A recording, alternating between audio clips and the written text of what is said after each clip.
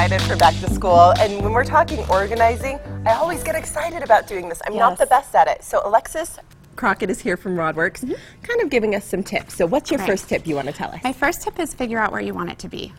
For some people, it's the mudroom because they want backpacks, shoes. Kind of figure out what your nemesis is. Like, where's the place that drives you crazy? Start with that first. And that's really simple because if you've got a little wall space or a little place for a basket for shoes, at least the kids will be in that area. I'm not saying they're going to hang it on the hook because it's very possible they won't. But if they know where it needs to be, they can at least dump it there, and then maybe you can walk over and it won't be as far for you to find the shoes to throw them in. So is that what we've got over here on the floor? They were just showing a really cool, like, tall basket. Yes, that's more for organizing papers. Okay. But something like a hook like this would work great for backpacks, coats, even gloves, hats, whatever.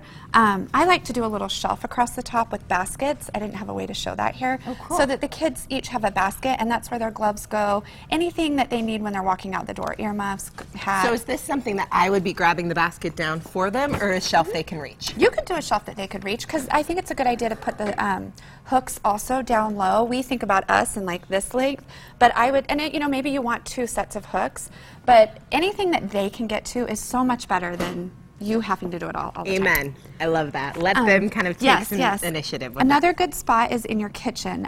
Even if you don't have, some people have like a built-in desk. It doesn't have to be that. It can just be a wall.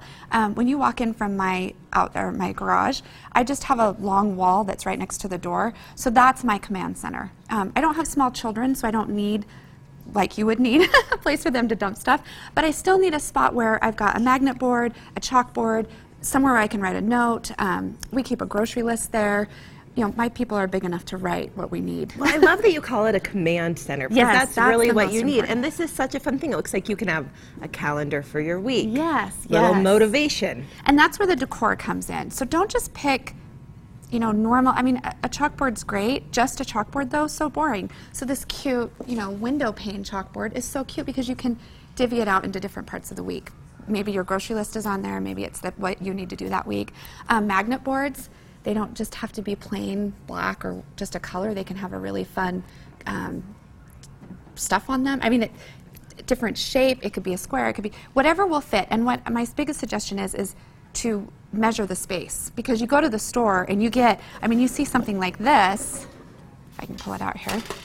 And I get really excited when I see this because it's got hooks, it opens for papers, it's got a little shelf on top to set pens and pencils, but this isn't any good if it doesn't fit in your space. Right. So you need to take measurements, high and low, figure out where you can put everything.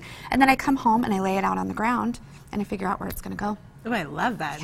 Okay, so is this the main thing? Let's talk about, I have a problem with clutter. With papers, with mail, with everything coming in, and I just put it on a pile in the corner of my counter. Right. Give me an alternative, It's please. a much better idea. Something like this is great, but also if you want to organize it out, and so it's not all in here, because all in here isn't any different than all on the counter, really.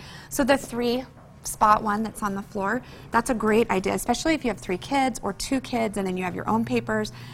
The chalk markers are fun because you can write on the fronts of them whose is whose. Obviously the 2 low ones would be the kids and then you'd be the top. I always had a folder for each girl, but then I also had one central folder or one central spot for papers that need to be signed, things that need to go back.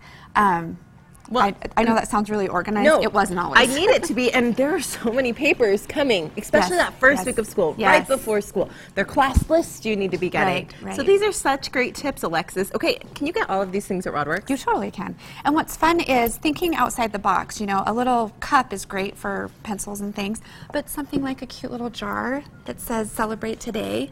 There's so many fun things that they don't cost any more than a cup or a jar, but it livens up the space. And the truth is, if you love the space, you'll use it. If you don't love it, if it's a hassle, if it's your nemesis, you'll hate it and you won't do anything with it. So take the time to figure out how much space you have and what you could do, and then you'll love it and you'll want to use it. I love to be able to turn my nemesis into my command center. Yes. Thank you, Alexis, for all of these tips. Here are some locations of RodWorks that you can go and check out to find all of these great products and more. Thanks so much. Thank you. When we come back, Teresa Collins is here with a really great craft. You're going to want to stick around and see it. We'll have to check that out. And still ahead, from, of course, your home or office to the school, or the kitchen, we have all your back-to-school basics. Stick around. In fact, we've got some brown bag lunch ideas you'll have to see.